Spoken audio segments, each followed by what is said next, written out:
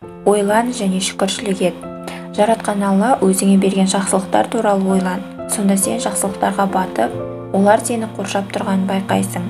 Денсаулықтың мықтылығы, мекеннің тыныштығы, тамақ, ас, киім-кешек, таза ауа және су, тұрақ жай және көлік, мал-мүлік және бала-шаға, отбасы және достар. Сенде барлық байлық бар, бірақ сен оны сезбейсің де байқамайсың.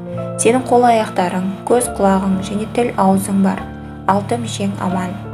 Сен аяқ басасың, қимылдайсың, естисің, көресің және сөйлей аласың. Тамсана тамақтанасың. Бұлар не? Жай ғана нәрселер деп ойлайсың ба? Қаншама адамдар бар, қол-аяғы мүгедек болып, қимылдай алмай қалған, немесе соқыр, керең болып қалған, басқаларға мұқтаж болып қалған. Қаншама адамдар бар, ауру сырқаудан арыла алмай ыңырсып, қалағанша тамақталмай амалы құрыған. Жаратқанның сынағы әртүрлі болады. Дені басың сау тұрып, жынды болып ақылдан адаспай тұрып, жаратқанның жақсылықтарын білмегенің, оған разы болып шүкір қылмағаның жарамас.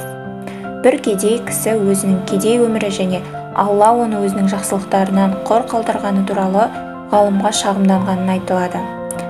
Ғалым кедейден көздеріңді маған 100 000 алтын теңгеге сатасың ба деп сұраған. Кедей жоқ деп жауап береді. Ғалым, қолдарыңды маған 100 000-ға сатасың ба? Аяқтарыңды 100 000-ға сатасың ба? Ақыл есіңді 100 000-ға сатасың ба деп сұрады. Кедей жоқ деп жауап берді. Сонда ғалым оған былай дейді: сен 100 000-даған байлықтарға ие болып тұрып, кедеймін деп шағымданасың ба? Сонда әлгі кісі қолдағы байлығы қолға түспеген жақсылықтардан да маңызды екенін және Алланың мейірімділігі шексіз екенін түсініп, шүкір қылған екен. Әлбетте, сен өте зор сыйға бөленіп, өмір сүріп жатқанымен оның қадірін білмейсің. Алдыңда жеуге ыстық наның, ішерге суың дайын. Шаршасаң ұйықтап ес жиясың. 6 мүшең аман. Қолда жоғын ғана ойлап, барына шүкір қылмағанын қалай. Біраз шығындалсаң болды, жаның қиналып, бақыттың кілті қолыңда тұрғанын білмейсің.